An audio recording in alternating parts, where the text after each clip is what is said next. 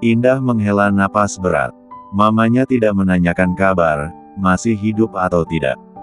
Begitupun dengan sahabatnya, Ayana entah kemana. Indah harus menyemangati diri sendiri. Apa orang-orang di kampung tahu aku, Bik? Maksudnya aku hamil. Bik Yati mengangguk, perempuan itu sudah bicara dengan Pak RT. Sepertinya tidak ada kendala. Walaupun ini kampung, warga pada nggak ngurusin kehidupan orang, Mbak, ujar Bik Yati.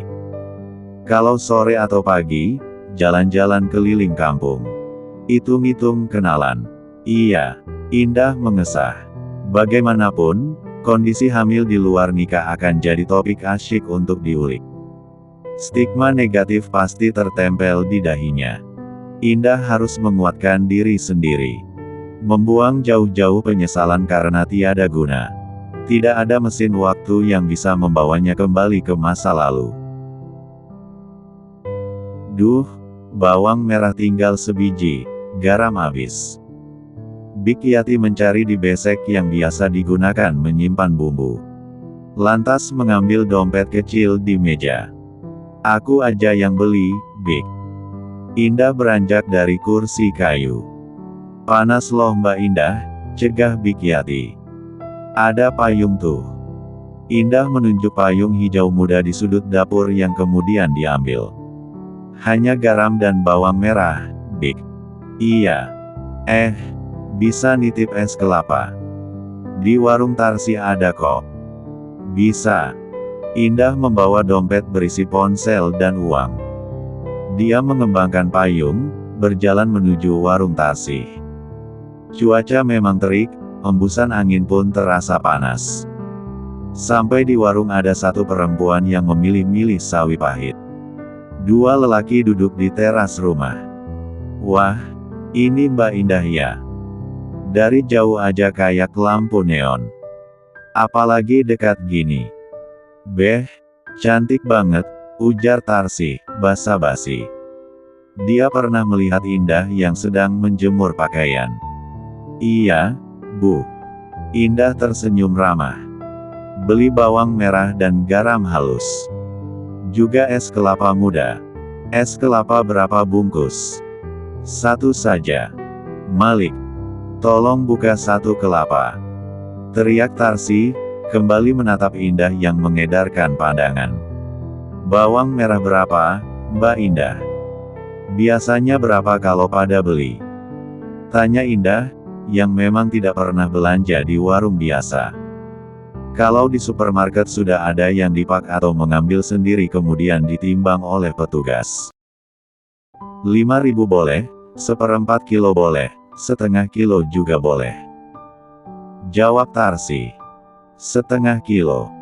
Garamnya berapa bungkus? 5. Sembari menunggu, Indah melihat-lihat aneka keripik. Diambilnya satu keripik pisang dan sukun. Perempuan yang tadi belanja duduk di kursi bambu, tanpa malu-malu mengamati Indah. Apalagi, Mbak? Sudah. Sama keripik ini. Lik, mana es kelapanya? Teriak Tarsi. Laki-laki berambut keriting meletakkan plastik putih di dekat keripik. Hai, aku Malik, katanya pada Indah. Hei. Indah terpaksa senyum. Itu temanku, Jagat namanya. Bos bengkel, imbuh Malik. Indah hanya mengangguk. Membayar barang belanjaan yang sudah ditaruh di kresek hitam. Bergegas pergi dari warung. Dia mendengar Tarsi yang membicarakan kalau dirinya hamil. Cewek nggak bener kayaknya. Timpal perempuan yang duduk itu. Tapi cantik banget, Bu, sahut Malik. Udah bekas laki lain, Lik. Cari yang masih segel. Masih perempuan yang sama, yang bicara. Udah. Keponakanmu juga hamil duluan sebelum nikah, kan? Suara Tarsi membuat kicep perempuan bernama Lasmi. Indah agak nyeri mendengarnya, tetapi memang benar dirinya perempuan, nggak benar. Astaga, Mbak. Banyak banget bawang merahnya. Garamnya bisa untuk 3 bulan, Komentar Bikyati yang membongkar kantong plastik. Aku bingung mau beli berapa, tukas Indah, duduk selonjoran di ruang tengah. Bikyati membagi 2 es kelapa. Indah menikmati es dan nonton siaran langsung pernikahan selebriti. Indah meletakkan gelas, karena ada notifikasi pesan dari temannya, Safia. Safia, Indah, Ayana kok tiba-tiba mau dilamar Radit? Bukannya Radit pacar lo ya? Indah kaget membaca pesan dari Safia. Tambah tidak percaya saat-saat Safia mengirim screenshot story Ayana di restoran, bersama Radit. Dada Indah sesak dan panas. Tangannya yang gemetar menekan nomor kontak Ayana. Rupanya diblokir. Dasar pengkhianat. Indah tidak kuasa menahan air mata. Ayana bosan di bawah sinar kecantikan Indah.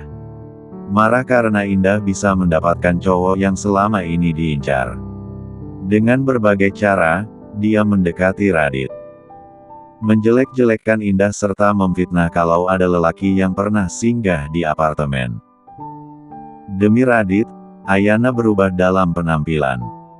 Rajin kuliah. Juga melakukan operasi selaput darah. Emang gue apaan dikasih baju bekas gini?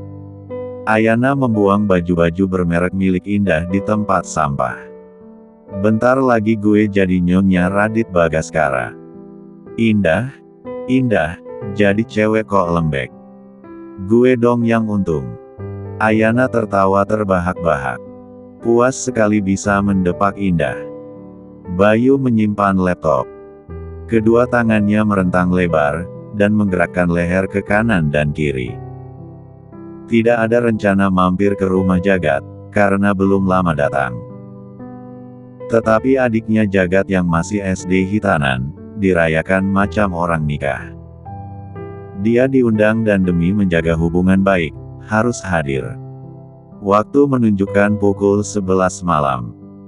Bayu mendorong kursi hingga terdengar suara deritan. Diambilnya rokok dan pematik api. Bayu membuka pintu kamar. Dia menginap di rumah Jagat yang belum sempurna finishingnya. Merasa butuh refreshing, Bayu memutuskannya jalan sebentar dan merokok. Dalam sehari bisa 4 atau 5 batang rokok. Ditendangnya kerikil kecil. Ketika melihat ke langit malam yang cerah, yang terlihat wajah perempuan di mobil. Bukannya marah atau malu, malah tersenyum. Bayu yang merasa sudah jalan cukup jauh hendak berbalik kala melihat pintu rumah di depannya terbuka lebar. Seorang perempuan berkaus putih mengangkat kursi. Malam-malam mengangkat kursi. Bayu berhenti, mengamati perempuan itu memakai sandal. Lalu mengangkat kursi lagi. Perempuan itu menaruh kursi di bawah pohon mangga. Lantas berdiri di atas kursi. Bayu melihat ada tali di dahan pohon mangga. Pikiran buruk pun melanda. Mbak! Teriak Bayu, berlari melompati pagar tanaman. Buru-buru dipeluknya tubuh perempuan itu. Jangan, Mbak. Kalau ada masalah, mati bukan solusinya. Aku nanti nggak masuk surga, Mbak, potong Bayu, kepalanya mendongak karena posisi perempuan yang didekapnya lebih tinggi. Dia berada tepat di antara dua dada perempuan itu. Bayu mengerjap 2 kali. Melihat wajah yang berekspresi galak. Jarak wajahnya dengan lelaki yang memeluk hanya sekitar 1 jengkal. Walaupun di keremangan malam, mengandalkan sinar lampu teras dan jalan, lelaki itu lumayan ganteng. Hidung mancung, rahang tegas, alis tebal, dan bibir yang seksi. Rambut ikal besar yang panjangnya sudah menyentuh telinga. Dan, wajah lelaki itu tepat berada di antara Gunung Mia. Mendongak, sehingga bisa bersitatap. Om Misum. Indah mendorong pundak Bayu. Modus. Bibirnya monyong 5 cm, kedua tangan berkacak pinggang. Bayu melongo. Usia 29 tahun apakah sudah terlihat tua, sehingga dipanggil Om? Biasanya para cewek memanggilnya Mas, Kakak, atau Abang. Heh, Om. Siapa yang mau bunuh diri? Aku mau ambil buah mangga, omel Indah, mengambil satu buah mangga yang mengkal. Lantas turun dari kursi. Wajahnya makin sangar, seperti preman pasar yang meminta uang keamanan. Bayu menunjuk tali merah di dahan pohon mangga. Sorry, aku pikir mau gantung diri. Lagi pula, hampir tengah malam petik mangga, katanya, mengamati Indah. Perempuan muda yang cantik, kulit mulus, kaki jenjangnya terekspos karena mengenakan celana pendek. Rambut menyentuh bahu dan bibir yang penuh nan merah merekah. Suka-suka aku. Indah mendengkus. Mendadak mual sekali, dia berjongkok begitu saja. Memuntahkan isi perut walau sedikit. Kamu nggak apa-apa. Bayu ragu-ragu memijat pelan tengkuk belakang Indah. Indah mengusap dagunya yang kotor, untuk beberapa detik menikmati pijatan lembut di tengkuk lalu usapan di punggung. Seperti mendapatkan perhatian yang luar biasa. Karena buru-buru berdiri, Indah agak keliengan tapi bisa mengatasinya. Aku nggak apa-apa, jawabnya, judes. Bayu melihat wajah Indah yang pucat, berinisiatif mengangkat kursi sampai teras. Bersamaan dengan munculnya Bikyati yang terheran-heran. Ada Mas Bayu malam-malam gini. Komentar Bikyati. Kebetulan lewat membantu Mbak itu. Bayu memandangi Indah yang berjalan melewatinya dengan wajah masam. Oh, Mbak Indah. Makasih ya Mas, ucap Bikyati, mengangkat kursi ke dalam rumah dan menutup pintu. Indah membasuh wajahnya di kamar mandi. Keluar sambil mengeringkan menggunakan handuk kecil. Ditap-tap pelan. Tadi om-om itu siapa, Bik? Dipikirnya aku mau bunuh diri. Bayu namanya. Bukan asli sini, temannya Mas Jagat. Sering banget nginep, jadi pada kenal. Ganteng, ramah pula, jelas Bikyati. Ganteng. Biasa aja wajahnya, sahut Indah. Karena malam, jadi nggak begitu jelas. Bikyati menguap panjang, berpamitan melanjutkan tidur. Terbangun karena suara berisik Indah dan Bayu. Indah mengambil pisau, mengupas buah mangga. Dia tadi sempat menangis sedih campur marah karena Ayana. Ingin membejek-bejek perempuan bermuka dua itu. Untuk mengalihkan rasa sedih, Indah scroll dunia maya. Melihat video, di mana ada konten kreator membuat menisan mangga. Tanpa pikir panjang dia keluar, ingin memetik buah mangga. Mangga itu diletakkan di piring, yang dibawanya ke kamar. Duduk di kasur, mengunyah mangga yang terasa sedikit asam. Hingga membuatnya agak nyengir. Indah membaui lengan kaosnya. Ada aroma lemon dan ros. Juga sedikit aroma tembakau dari rokok. Dasar om-om perokok. Indah melepas kaosnya, diganti kaos tanpa lengan. Bayu memandangi pintu yang tertutup rapat, mendengar suara Indah yang masih menyebutnya om-om. Bayu berjalan pelan-pelan, karena pernah melihat Indah sebelumnya. Tapi di mana? Mungkin salah satu pengunjung kedai, gumam Bayu. Garuk-garuk kepala, hingga rambutnya kian kusut. Dari mana, Bey? Tegur Jagat yang baru pulang dari tempat biliar. Bayu bisa mencium aroma alkohol. Jalan-jalan, cari angin. Harusnya tadi ikut nongkrong, ujar Jagat, mendorong motornya masuk rumah. Karena tidak ada garasi, sementara di ruang tamu. Bersebelahan dengan motor Bayu. Bayu hanya tersenyum tipis. Dulu dirinya suka nongkrong di tempat-tempat seperti kelab atau warung kopi di ujung kampung, main kartu, gitaran sampai malam, dan kadang agak mabuk. 2 tahun lalu dia mulai menghindari tempat-tempat yang menyerempet maksiat. 2 tahun setelah kepergian ibunya untuk selama-lamanya, Bayu memaksa diri keluar dari jeratan dunia malam. Demi ibunya, demi diri sendiri. Walaupun bisa menyelesaikan kuliah, Bayu tidak berminat kerja di balik meja. Bekerja semaunya, pernah jadi office boy, kurir, tukang ojek online, sekarang jadi barista. Kadang membuat saudaf dan baguette jika ada pesanan saja. Bayu pernah ikut kelas membuat jenis roti itu. Sebelum meninggal dunia, ibunya berpesan supaya menata diri sebaik-baiknya. Karena umur tidak ada yang tahu. Tidak tahu kapan jadwal pasti malaikat maut mencabut nyawa. Itu di rumah Bu Yati ada cewek. Siapa? Tanya Bayu. Kata orang-orang anak majikan. Indah namanya, cantik tapi hamil di luar nikah. Makanya dikirim orang tuanya ke kampung, jelas jagat. Cantik banget, aku pernah lihat sekali. Hamil rupanya, gumam Bayu.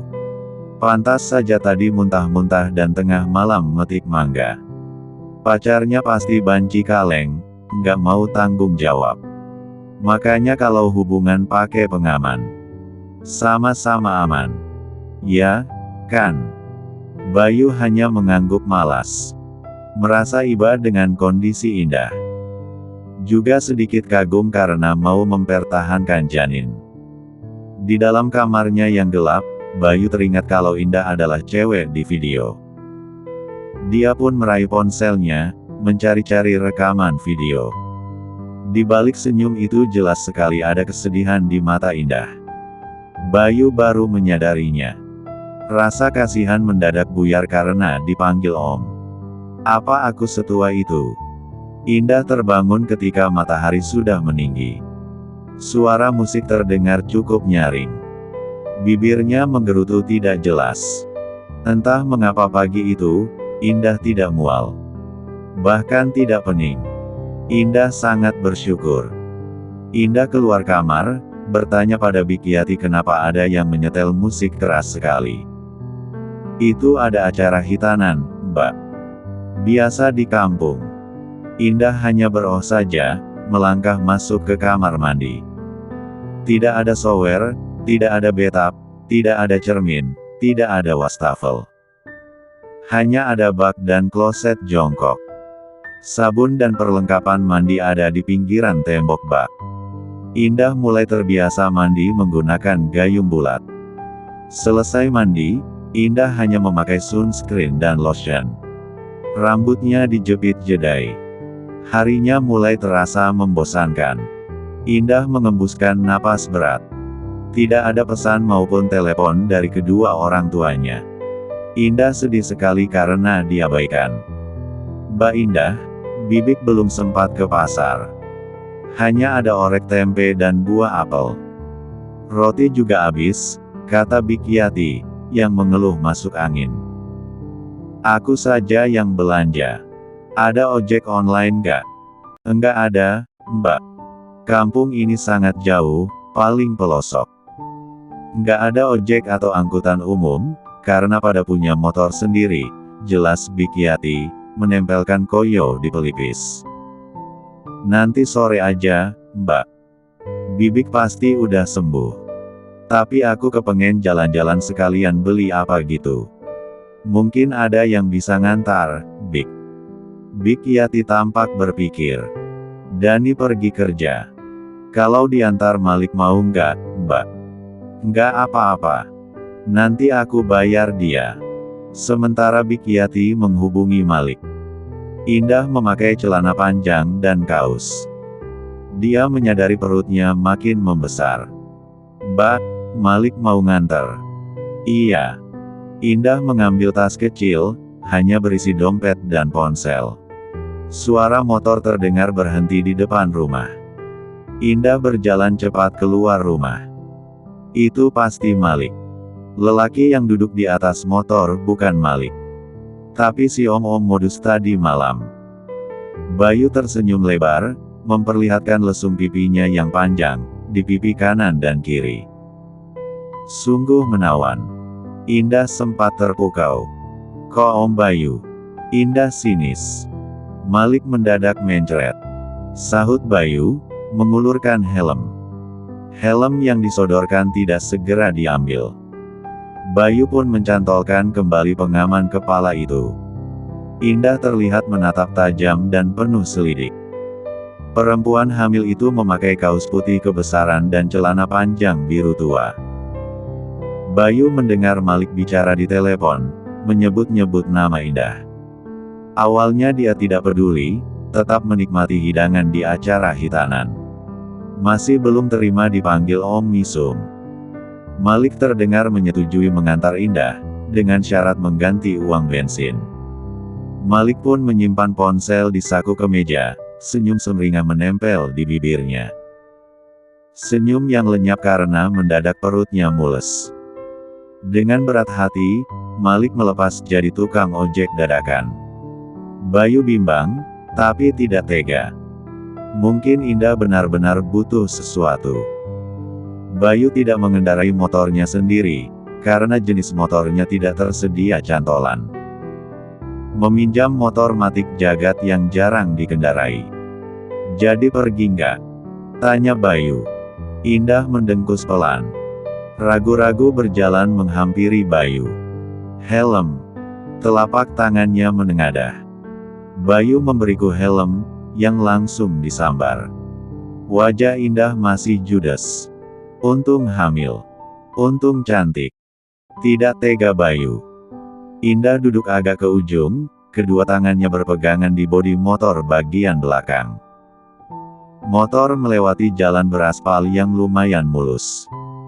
Kampung yang ditempati Indah memang paling ujung, dekat pantai. Motor melaju dengan kecepatan sedang, melintasi daerah yang padat penduduk. Lalu kebun-kebun. Ada kebun jagung, cabai, juga deretan tebu, dan pohon sengon. Kalau malam pasti ngeri lewat daerah sepi. Indah bergidik sendiri. Beberapa kali melewati polisi tidur, posisi duduk Indah makin dekat dan merapat. Indah mundur lagi. Kesenangan Bayu jika dadanya menempel di punggung. Cowok paling suka itu. Bayu mendadak mengerem motor karena ada kucing lewat. Tubuh Indah refleks ke depan, tangannya pun memegang pinggang Bayu. Dagu menyentuh bahu lelaki yang mengenakan kemeja putih motif garis biru vertikal. Haduh. Bayu bernapas lega. Agak khawatir karena membawa ibu hamil. Dia merasakan tubuh Indah di punggungnya. "Hati-hati, Om." Indah mundur lagi, melepas cengkeraman tangannya. Berdeham pelan. Bayu mengangguk, memacu kendaraan. Mengurangkan kecepatan. Gini amat boncengin dua orang. Walaupun yang satunya masih di dalam perut. Bayu membayangkan suatu hari punya istri yang sedang hamil. "Ini mau kemana dulu?" tanya Bayu, ketika motor mulai melaju di jalanan yang lebih lebar dan mulai ada rumah penduduk. "Pasar, beli sayur. Ada tos serban nggak?" "Apa?" Bayu kurang jelas mendengarnya. Indah maju sedikit mengulang jawaban sekaligus pertanyaan.